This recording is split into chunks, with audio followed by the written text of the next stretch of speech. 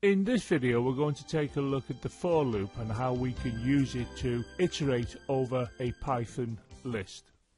In the last video we looked at how the while loop enabled code to iterate over a Python list. It is usual to iterate over a Python list using the for loop. Before we go on to look at the for loop, let's just remind ourselves of the while loop that was covered in the last video. We saw this computer program here, and this line of code created a list, and we can look at that list schematically here, and you can see that the list has got the name list_a, the index goes from 0 to 2, and we have the contents of the list shown here as they were defined in the code. Then we go on to look at this code here, and here you can see we have the loop, and within the loop we're printing the content of the list. So if we were to look at the runtime for this, what we would see is here, and you can see that the entire content of the list has been displayed on the visual display unit. Now we have to go around this loop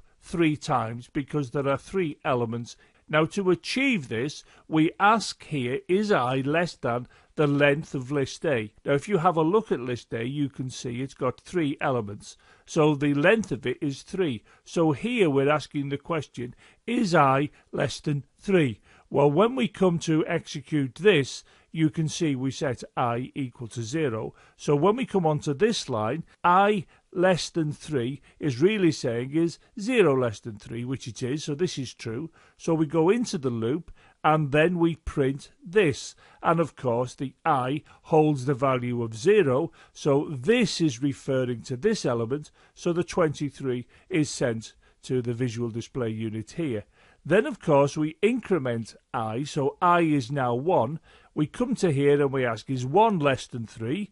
And the answer is yes it is, so we go into here and we print this. Well, of course now I is 1, so we're referring to this element, so the 71 gets printed to the visual display unit. Then I is incremented by 1 again, so it becomes 2. So when we come here, we're asking is 2 less than 3, which it is, so we come here, we print this, and of course I is now 2, so that means we're referring to this element, so the 8 is printed to the screen. Then we come onto here, we increment I again. Now of course I will be 3, so when we come here we're really asking, is 3 less than 3, which it isn't, it is false, so we don't execute this, and then you can see that the program ends. Now I would like to point to some features of the while loop that will not appear when we refer to the for loop. To start with, you can see here that I'm setting I equal to 0. Now this is done before the loop, so that when we go into the loop we will ensure that the first element we're pointing to is this one here. And on this line you can see that we're asking, is I less than the length of list_a? Now this is a conditional test using this relational operator. Then on this line you can see I'm printing out the element that's referred to by the name list_a and the number that's here, i.e. the index of the list we're going to be referring to. And then of course here you can see we have to increment I by a value of 1. So what we're not going to see when we look at the for loop in a moment is the need to initialize I to 0. We're not going to see a relational test like this, and we're not going to see the need to increment I as a program statement, as you can see here. Before I go on to look at the for loop, I'd like to first of all consider the range function that you've seen before in this playlist on Python lists and elsewhere on the channel, and I recommend you go and look at those videos if you haven't come across the range function before. But essentially what you can see here, I have a function range and I'm passing in the argument 3. Now what this is going to do, it's going to produce what we refer to as an iterator, i.e. a sequence object, and it produces 0, 1 and 2. If I look at this one, we can see that this is the range function to which I'm now passing in 0 and 3. And what this is going to do, it's going to produce this, showing us that we're going to start at 0, go to 1, then to 2. So there is no difference between the effect of these two, as you can see, they both produce the same sequence object 0, 1, 2. If I have a look at this one, you can see on this occasion I'm passing in 10. Now what this is going to do, it's going to produce this sequence object, and we're going to see that it goes from 0 all the way up to 9, going up in steps of 1. Now I'd like to stress it goes up to 9. It doesn't go as far as the 10. And if you look at the range 3, you can see that that one went up to 2. It didn't go as far as the 3. So when you see these numbers here, they are really the stop value, meaning you don't go as far as this. You go below it. So obviously the number below the 10 is the 9 in this case. If we have a look at this one, this is one where this here is the start value, this is the stop value, and this here is the step. Now, the sequence object we're going to get for this is shown here. And you can see we start at 1, which is what this has told us to do. We go up to 9 in this case. We don't go as far as 10, but we step up in 2. So we go from 1 to 3, which is a step of 2, from 3 to 5, from 5 to 7, and from 7 to 9. Up in steps of 2. Now, if you were to add 2 to this 9, it would be 11. So we don't go to the 11 because we've already said that this is the stop value. Now, I've covered that relatively quickly. And if you're unsure on what the range function actually does, I refer you back to previous videos on this where I've gone into this in more detail. But to use the for loop, it's a good idea to have a very good understanding of the range function, as we'll see in a moment. Let's remind ourselves of the while loop we've already looked at in this video, and you can see that we're going to be creating a list shown here schematically, and what this while loop is going to do, it's going to print each element of the list in turn, and it's going to produce this output. Now, if I wish to use a for loop instead of a while loop to do precisely the same thing as this program, this is the code you will have. If you look here, what you can see is we have the same line of code as appeared here in this program. So what this line is going to do is to produce the same list with the same values as you can see here. Now what we have here is a for loop, and you can see we start with the keyword for, and at the end of the line you can see we have the colon that you would expect to see in all constructs when you use Python.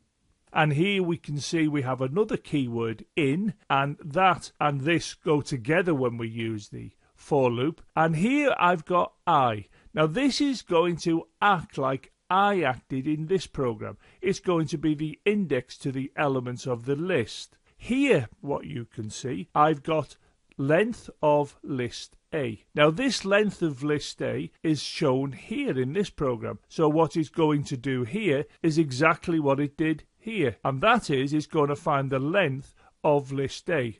And if you look at list A, you can see it's got 3 elements, so this is going to return 3. And therefore, when we see range and these brackets, inside the brackets we now have 3. So this is the equivalent of range brackets 3 close brackets. And we've already seen what that gives us.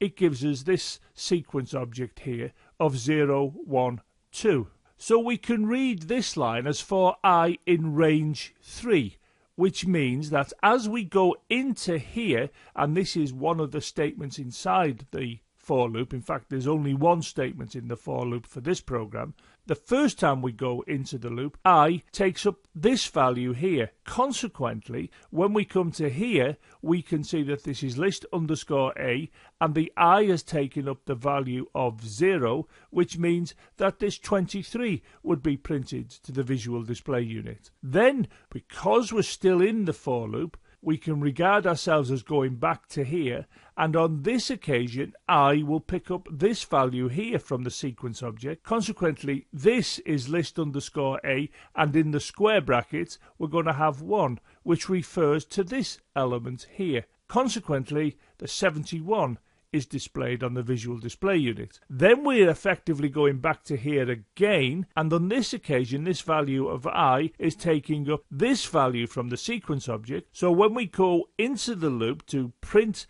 list underscore A square brackets I, this value of I is now 2, which means it's referring to this element, and the 8 will then be displayed on the visual display unit. So when the program runtime is seen, it looks like this, and you can see it's identical to the one that was up here. So these two programs do the same things, but they do them using different constructs. And if you look at the constructs, you can see here we had to set I to 0. Here we had to increment I. If you look at this, there was no setting of i's to 0 in a separate program statement as was done here, and there's no need to have a separate program statement to increment I, as you can see here. So you can see that this is often said to be a more elegant solution for iterating over a Python list than is the while loop, where you as the programmer have to initialize and then increment, as you can see here. When you look at the for loop, all you have to bear in mind is that this I takes the value of each of these in turn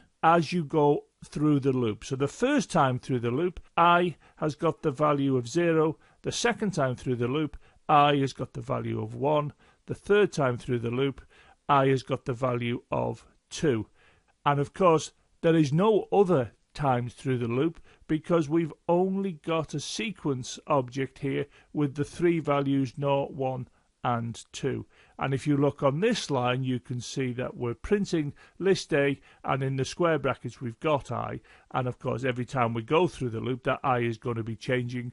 The first time it's 0, the second time it's 1, and the third time it's 2. So it goes to each of the elements which have the indexes of 0, 1 and 2. The 23, the 71 and the 8 are therefore displayed on the visual display unit. Now, to emphasize the structure of the for loop, let's have a look at this program. And the difference is I've got here a bigger list. So if you have a look at this line, what it's going to do, it's going to produce a list here, as you can see, that has 10 elements. So when we now come onto this line, we can see it says for I in range. And if we look in the brackets here, you can see we're asking to find the length of list underscore A. Now, of course, the length of list underscore A is 10 because there are 10 elements in the list. So what we're really reading here is for I in range 10. And of course, what the range 10 will produce is this sequence object here. And you can see that it goes from 0 through to 9 in steps of 1. So when we go round this loop, the first time we go round the loop, index variable I will have the value of 0. The next time we go round the loop, I will have the value of 1. The next time it'll have the value of 2, and so on until the last time it goes round the loop, it'll have the value of 9. So when we execute this print statement, the first time it's executed, this is obviously 0, so the 23 is printed to the visual display unit. And of course we keep on going round the loop, and when we go into the loop for the 10th time, then this value of I will be this 9 taken from the sequence object, and that means that we're referring to this element, so the 7 will be displayed on the visual display unit. So when we see the runtime for this program, what we can expect to see is this, and if you look at the output, you can see that it is the output from each of the elements in the list. Of course, the output was achieved by this print statement, and in the brackets you can see it's referring to the list, and it's got in the square brackets I, and every time you execute the print on the next turn through the loop, it's picking up these numbers in the sequence. So it will print out from index position 0 to index position 9. Let's now consider this computer program, and if you look at the first line, you can see that's producing the same list, and schematically that will look like this here. Then you can see we've got the for loop, but have a look at the range function, and you can see within it you've got 1, which is the start position. You've got this here finding the length of the list, which is obviously 10 because there's 10 elements in the list. So that's the stop value, and this here is the step value.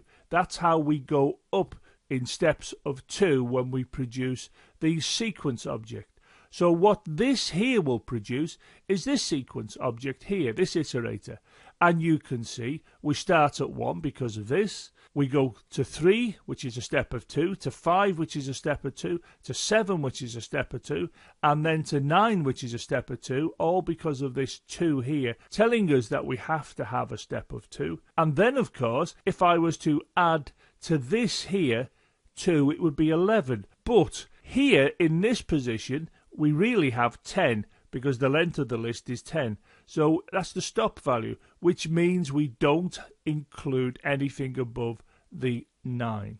We don't go to the 11 because it's beyond the 10. So what we can see here with this sequence object, we've got 1, 3, 5, 7 and 9. So the sequence object has, as you can see, 5 values, 1, 3, 5, 7 and 9. So when you go here the first time, I picks up this value here, which is 1. So this is list underscore A, index position 1, which is this index position here, 71. Of course, when you go into the loop again, this I picks up the value of 3.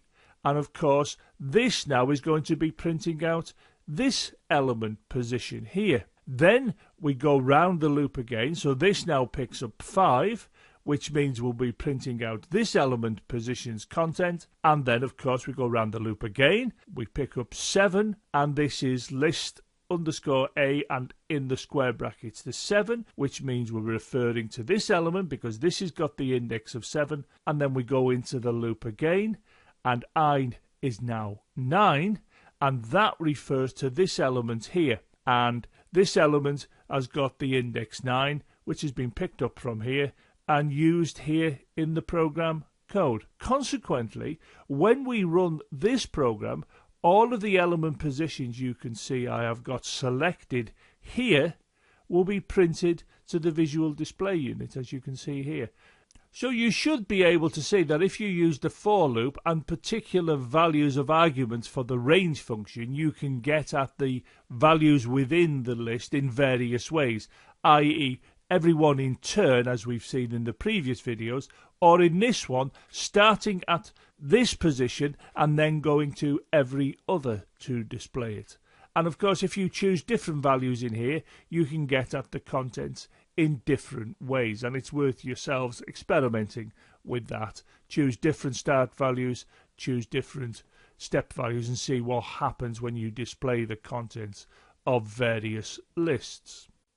Let's now return to this computer program, which we've seen already in this video, and we know the first line will give us a 10 element list, and this is the for loop, and I will take up a value from 0 through to 9 in steps of 1. Every time we go into the loop, this value of I here will be taking up those values. So the first time this is a 0, the second time it's a 1, and the 10th time through the loop this is a 9. And this program will display the content of each element in turn, but it does so by referring to the index position of the elements of the list.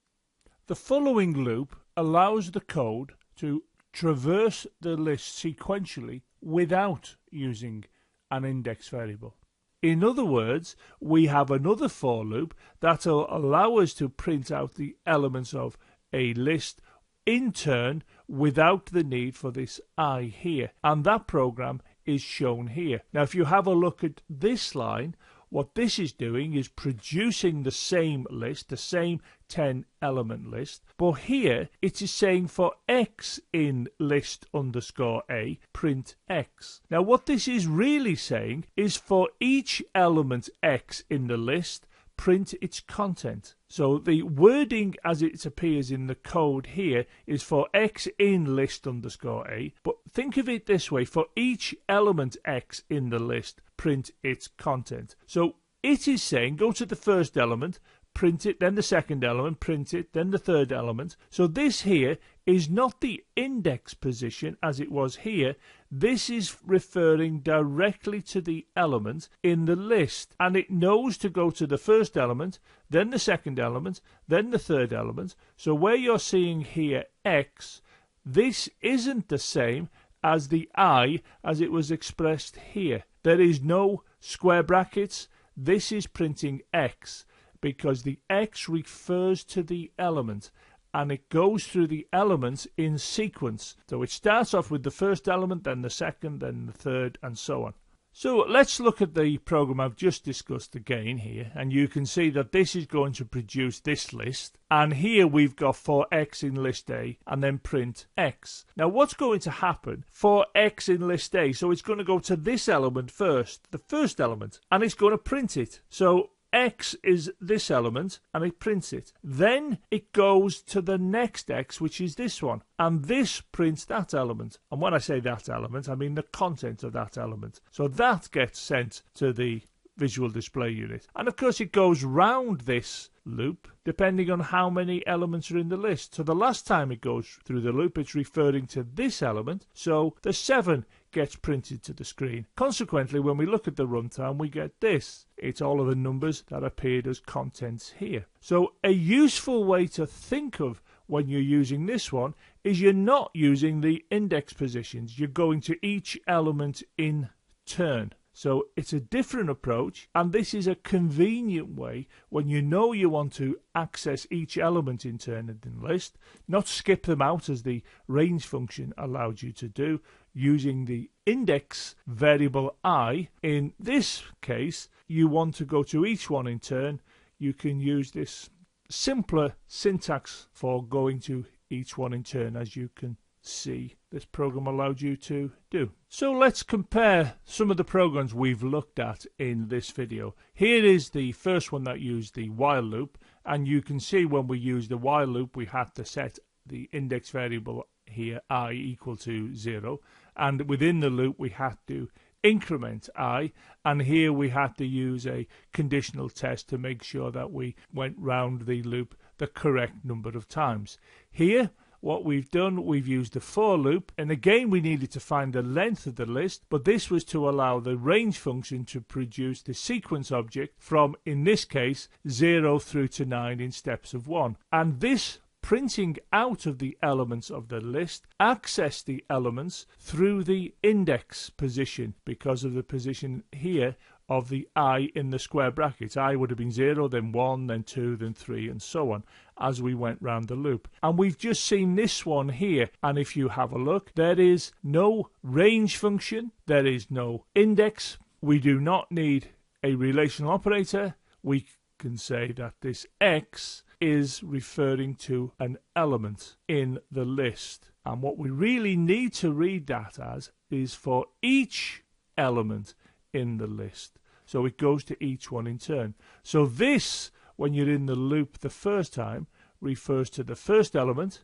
When you go round the loop again, this refers to the second element, and when you go around the loop, in this case for the last time, it refers to the 10th element, which would be the 7 in the list here. So you can see that these three programs all do exactly the same thing. And of course, when this line executes in all cases, you're going to get this list. And when you execute this loop and this loop and this loop, you're going to get exactly the same output. But you can see it's done in different ways. Now, my recommendation is that you learn how to do it always, but bearing in mind that the while loop is very rarely used when you're manipulating lists. You either use this for loop or you use this for loop here. This one gives you more flexibility than this one, but this is a very convenient one to use when you know you wish to do something to every element of a list and not in any way skip them out. And when you're doing the skipping out of